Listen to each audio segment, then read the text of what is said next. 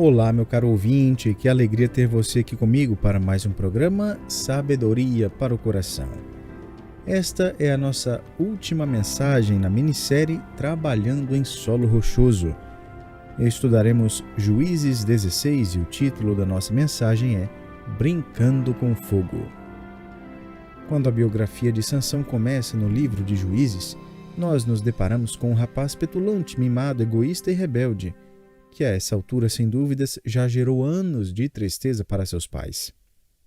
Apesar de não ser culpa deles que seu filho não tem interesse nas coisas espirituais, a propósito, pais não podem jamais garantir interesse espiritual nos filhos, eles são culpados, contudo, de ajudar a preparar o caminho que Sansão toma, no qual desce e, por fim, se destrói. Sua biografia começa basicamente com uma exigência pecaminosa no capítulo 14.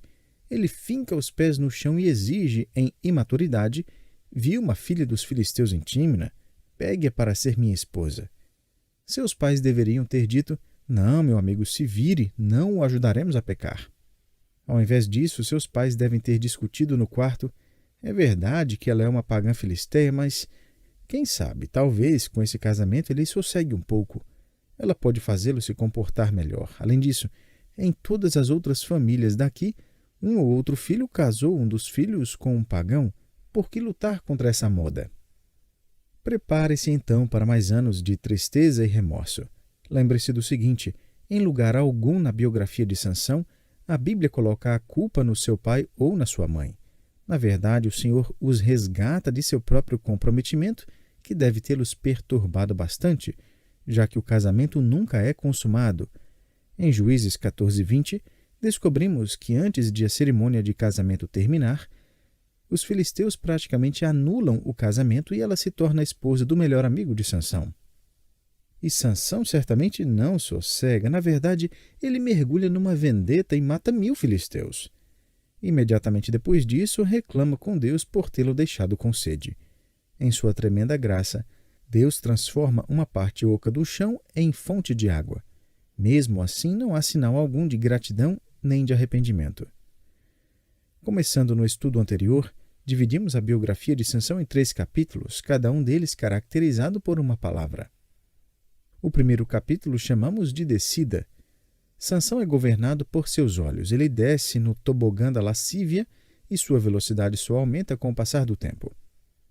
A próxima cena se abre com Sansão descendo ainda mais fundo ao visitar uma prostituta em Gaza. Ele está preso na cidade, mas decide sair arrancando os portões e carregando-os sobre os ombros. Ele se torna uma lenda ali mesmo. É o Sansão invencível. E daí que ele também é Sansão o imoral. Ele pode até ser Sansão fortão, mas está longe de ser Sansão satisfeito. Ele se torna uma lenda ali mesmo. É Sansão o invencível. E daí que ele também é Sansão o imoral. Ele pode até ser Sansão fortão, mas está longe de ser Sansão satisfeito. Todos aqueles que descem no tobogã da lascívia e imoralidade estão longe de satisfeitos. O problema é que Sansão não parece estar morrendo ou em declínio, ele parece estar mais forte do que nunca. O mais importante para o povo de Israel e para o próprio Sansão é que ele parece ser o campeão mundial invicto dos pesos pesados. Chegou a hora de ele conhecer uma pesupena chamada Dalila. E é aqui que começa o segundo capítulo da vida de Sansão. Chamamos o primeiro capítulo de deslize ou descida e o segundo se chama colisão. Ele parte da descida para a colisão. Vamos retornar à narrativa bíblica em Juízes 16:14, onde lemos sobre Sansão. Depois disto, aconteceu que se afeiçoou a uma mulher do vale de Soreque, a qual se chamava Dalila. Essa é a primeira vez que ficamos com a impressão de que Sansão ama alguém além de si mesmo. Evidentemente, ele fica impressionado com ela o suficiente para ficar mais de uma noite. Na verdade, a Septuaginta, que é a versão grega do Antigo Testamento, emprega o termo ágape aqui para amor.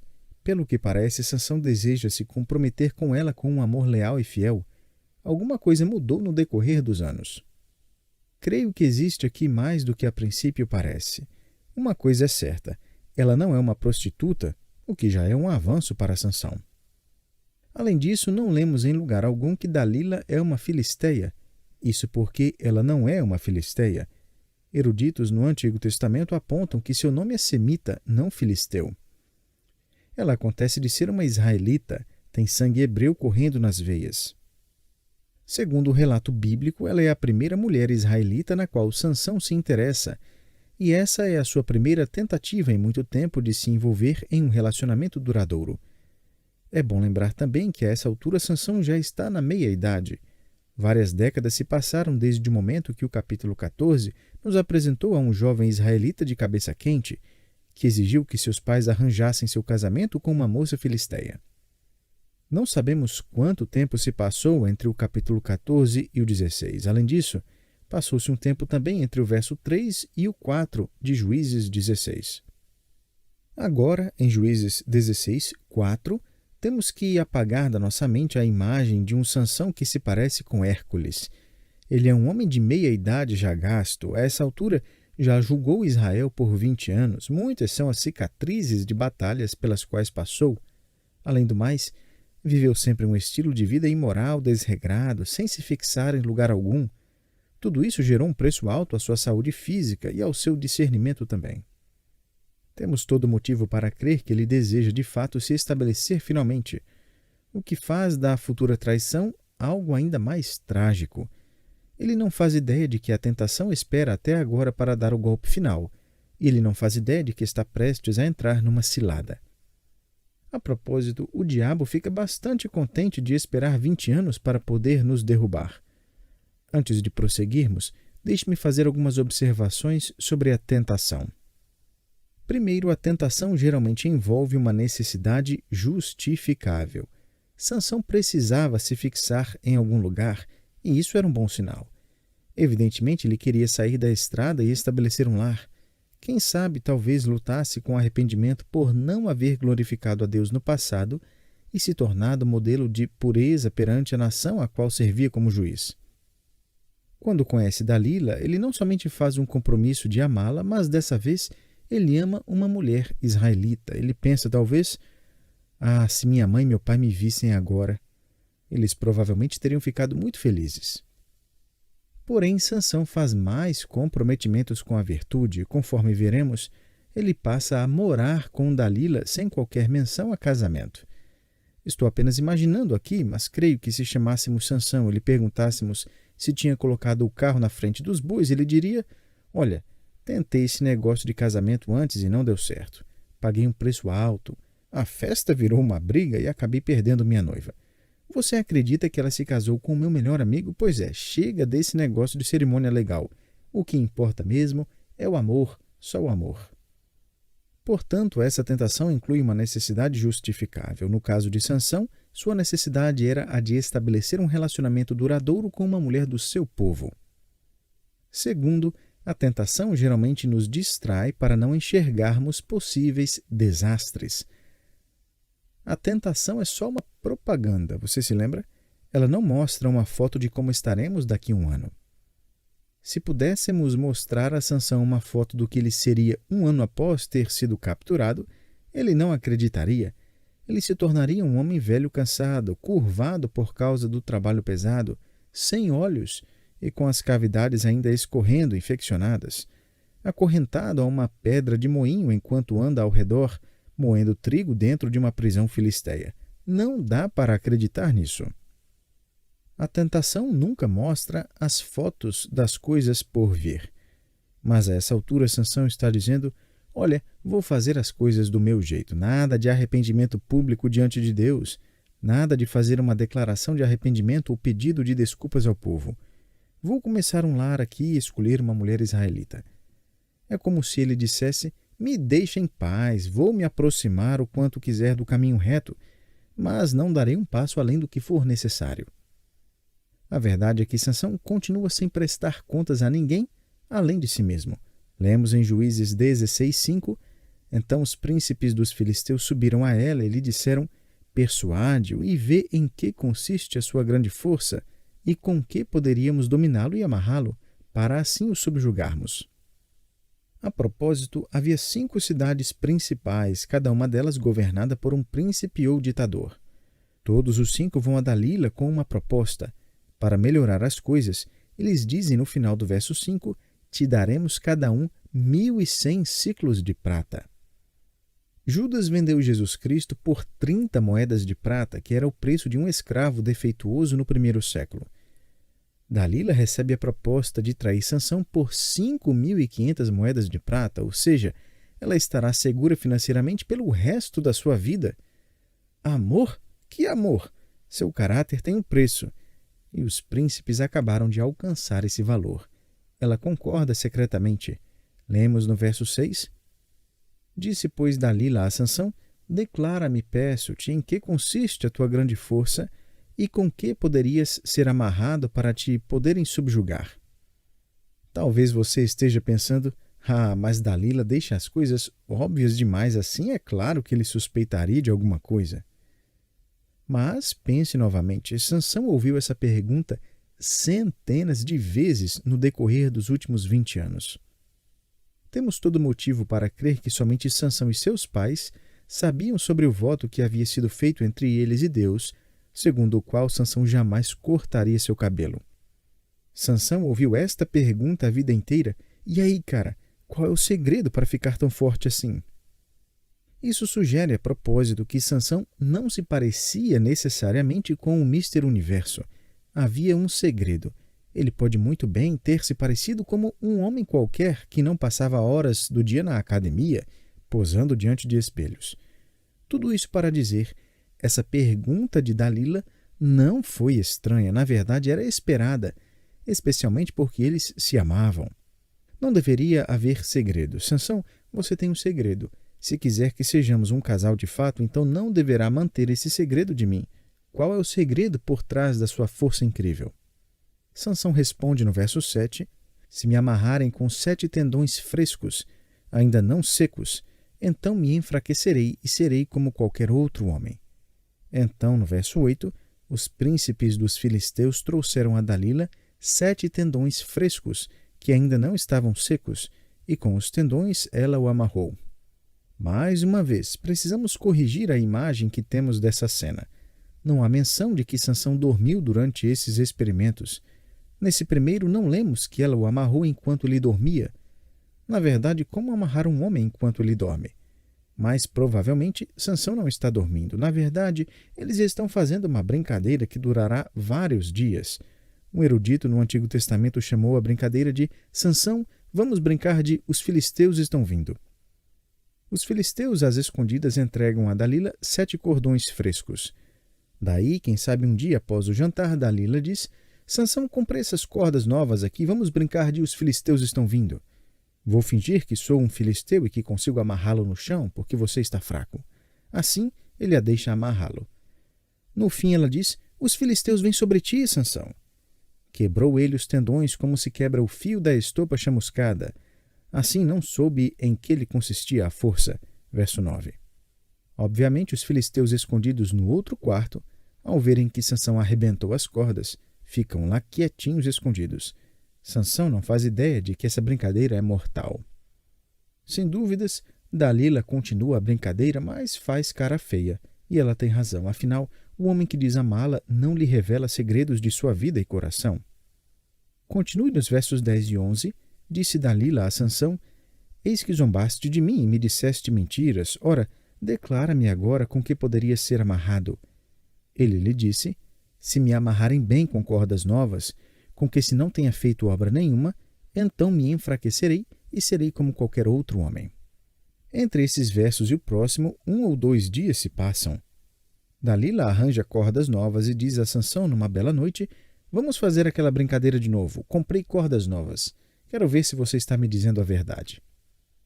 Novamente, os filisteus estão escondidos no sótão, aguardando ansiosamente para ver se Sansão de fato se tornará fraco e não conseguirá arrebentar as cordas.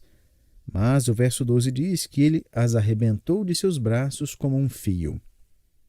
Do jeito que a narrativa se desenrola, Dalila muito provavelmente disse a Sansão logo em seguida no verso 13, até agora tens zombado de mim e me tens dito mentiras. Declara-me, pois, agora com que poderias ser amarrado.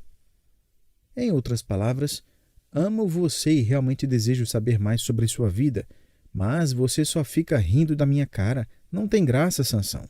Se quiser que nosso relacionamento vá para frente, então não ficará guardando segredos de mim.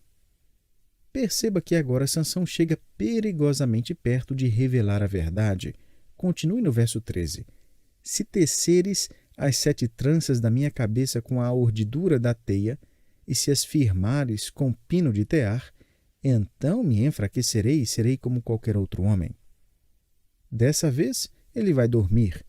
Então, enquanto ele dormia, tomou ela as 7 tranças e as teceu com a urdidura da teia, e as fixou com um pino de tear e disse-lhe: Os filisteus vêm sobre ti, Sansão. Então despertou do seu sono e arrancou o pino e a urdidura da teia. Juízes 16, 13 e 14. Ou seja, ele se levantou com tanta força que acabou estraçalhando ali a máquina de costura de Dalila. E Dalila diz no verso 15: Como dizes que me amas, se não estás comigo o teu coração? É por isso que Sansão não suspeita das motivações de Dalila. Ela diz: Como você pode me dizer que me ama quando guarda de mim o segredo central que governa a sua vida? Meu querido, estou apenas tentando entender quem você é. E Dalila não alivia a pressão. Leia o verso 16. Importunando-o ela todos os dias com as suas palavras e molestando-o, apoderou-se dele uma impaciência de matar. É o seguinte, aprenda que tentação resistida não significa tentação enfraquecida. Às vezes, a tentação se torna mais persistente e insistente do que nunca. Finalmente, lemos no verso 17, descobriu-lhe todo o coração e lhe disse: Nunca subiu navalha à minha cabeça, porque sou nazireu de Deus desde o ventre de minha mãe. Se vier a ser rapado, ir-se-á de mim a minha força, e me enfraquecerei e serei como qualquer outro homem. A propósito, a essa altura os filisteus tinham se cansado dessa brincadeirinha e de todos os alarmes falsos. Dalila teve que lhes enviar uma mensagem para que voltassem. Ela sabia que dessa vez Sansão tinha lhe revelado o segredo. Provavelmente no dia seguinte ela envia uma mensagem às escondidas aos reis filisteus, dizendo que deveriam enviar seus soldados para sua casa novamente, e ela queria seu dinheiro também. Então Dalila faz Sansão dormir sobre seu colo e chama um cabeleireiro filisteu que vem e raspa a cabeça de Sansão enquanto dorme. Verso 19. E Dalila diz: Sansão, vamos fazer aquela brincadeira de novo. Os filisteus vêm sobre ti, Sansão. Tendo ele despertado do seu sono, disse consigo mesmo: Sairei ainda esta vez como dantes e me livrarei, porque ele não sabia ainda que já o Senhor se tinha retirado dele. Verso 20. Em outras palavras, sei que cortaram meu cabelo, mas e daí? Ainda sou Sansão. Agora, pela primeira vez, ele se depara com guerreiros filisteus. Imagino que ele dá um soco no escudo de um dos filisteus e dessa vez, para sua surpresa, seu punho dobra e grande é a dor. Outro soldado o agarra. Ele tenta se soltar, luta e grita. Ele pensa: não pode ser. Veja bem, por várias décadas, Sansão havia cumprido um aspecto do seu voto. Ele violou os demais, mas esse ele cumpriu. Deus havia permanecido com ele por causa do voto do nazireu, mas agora ele foi violado. Lemos no verso 21, Então os filisteus pegaram nele e lhe vazaram os olhos e o fizeram descer a Gaza. Amarraram-no com 2 cadeias de bronze e virava um moinho no cárcere. Essa era uma das tarefas mais difíceis e era realizada pelos escravos mais desprezados. Para castigar seus escravos, os romanos e gregos os mandavam virar pedras de moinho. A grande colisão aconteceu. Sansão veio descendo, descendo, descendo, até que colidiu. Vários anos atrás, li um periódico para pastores e líderes sobre um jovem crente que havia se tornado escravo do pecado da pornografia. Isso o levava cada vez mais perto de cometer adultério. A essa altura, ele estava com pouco mais de 30 anos e já havia se contentado com o fato de que era escravo da sua lascívia. Esse homem queria romper esse hábito pecaminoso, então conversou com um pastor que conhecia, que era o pastor de uma das maiores igrejas evangélicas do país. Os dois combinaram para almoçar um dia quando estavam de viagem para outro estado. Durante o almoço, e com certa hesitação a princípio, o jovem homem começou a abrir seu coração com esse pastor de meia idade e respeitado. Depois que terminou de contar toda a sua história, ele se encostou na cadeira e ficou esperando o pastor falar alguma coisa. Talvez um sermão pesado, uma repreensão ou, quem sabe, alguma palavra de sabedoria e instrução quanto aos passos seguintes. Mas, ao invés disso, os olhos do pastor se encheram de lágrimas e ele começou a chorar. Finalmente, ele olhou para o rapaz e falou: "Você acabou de descrever a minha jornada. Só que para mim esse pecado me conduziu a adultério após adultério." O pastor pegou um pedaço de papel e entregou ao rapaz, arrastando-o sobre a mesa. Ele falou: "Esta é uma lista de receitas médicas. São remédios que compro quando estou longe da minha cidade. Remédios para combater inúmeras DSTs que contraí." Nenhum desses homens sequer imaginou 20 anos antes como os primeiros deslizes os levariam longe, até que perceberam que os brinquedos da tentação se transformaram em armadilhas. Não demora muito e Sansão começa a ouvir o som de canções e de um grupo de pessoas se reunindo para uma grande celebração. O verso 23 nos informa de que as cidades da Filístia planejavam uma grande festa com sacrifícios para comemorar a captura de Sansão. O evento aconteceria no estádio de Gaza. Com base no que sabemos, trata-se de uma estrutura enorme com partes cobertas que eram apoiadas por pilastras fixadas sobre pedras e que olhavam para uma arena aberta. Os dignitários sentavam-se nessa sacada e o público ficava mais abaixo nos assentos do estádio. E conforme lemos no verso 25, Sansão foi tirado do cárcere e os divertia. Esse é o mesmo verbo usado em 2 Samuel 6 para falar de Davi dançando diante da arca, mas não se trata aqui de pulos desordenados e aleatórios. Essa era a dança de guerra de Israel, a dança nacional da vitória, algo comum nas nações da antiguidade. Em outras palavras, os reis filisteus e as outras 3.000 pessoas forçaram o cego Sansão a sair na arena e fazer uma exibição da dança de guerra de Israel, quem sabe até entoando a canção de vitória dos israelitas. E todos riem e zombam, tanto de Sansão quanto do Deus de Israel. Deus está prestes a derrubar esse estádio não só para responder à oração de Sansão para ser usado uma última vez em uma batalha, mas também para julgar a blasfêmia dos filisteus. Intitulamos o capítulo 1 da biografia de Sansão de Descida, o capítulo 2 foi Colisão, e agora o terceiro capítulo pode ser intitulado Renovação. Descida e colisão, mas a narrativa agora treme levemente com esperança e graça. Existem 2 sinais de que o coração e a mente de Sansão foram transformados. Primeiro, Sansão expressa arrependimento genuíno. Leia a oração de Sansão no verso 28. "Senhor Deus, peço-te que te lembres de mim." Pare aqui por um instante. É importante entendermos o termo hebraico aqui traduzido como lembres. Nas Escrituras, essa palavra está ligada ao conceito de perdoar e se esquecer de pecado. O profeta Isaías empregou o mesmo termo ao falar da parte de Deus em Isaías 65:17. Sansão diz, com efeito: "Senhor, lembre-se de mim e, por favor, se esqueça do meu pecado." Essa é uma oração de arrependimento vinda de um coração quebrantado. A lição importante a aprendermos aqui é a seguinte: não importa quão grande seja a nossa queda na vida espiritual, jamais caímos além da possibilidade do perdão de Deus. Ainda podemos ser usados pelo Senhor. Sansão não foi restaurado à posição de juiz, mas foi restaurado à posição de guerreiro. E segundo, Sansão verbaliza não somente arrependimento genuíno, mas também dependência genuína. Continue lendo a oração de Sansão no verso 28. "E dá-me força só esta vez, ó Deus, para que me vingue dos filisteus, ao menos por um dos meus olhos." Aqui está o detalhe importante. Sansão agora reconhece que sua força não provém da sua cabeleira, mas de Deus. O Sansão cego finalmente passa a enxergar.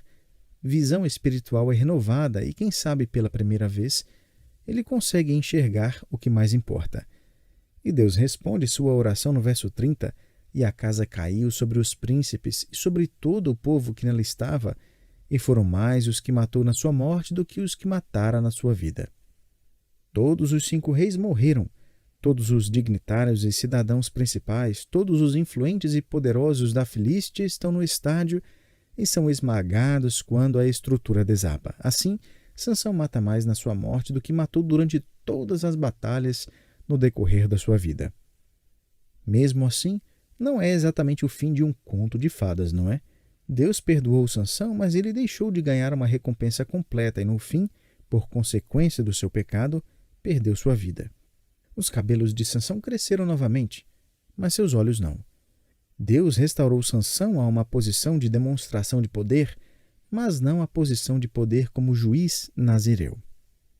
Sansão brincou com o pecado por 20 anos ou mais. Sua maior fraqueza foram seus olhos, lascívia sexual e a fornicação que se seguiu. Esse foi precisamente o pecado do qual Paulo nos mandou fugir. Não discuta com ele, não brinque com ele e não namore com ele, mas corra dele.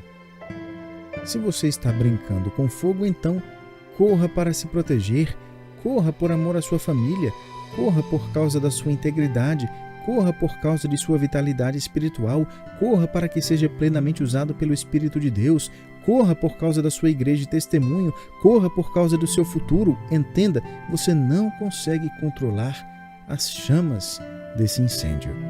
Foi muito bom ter você comigo para mais essa série de estudos. Que Deus o abençoe e tenha um ótimo dia.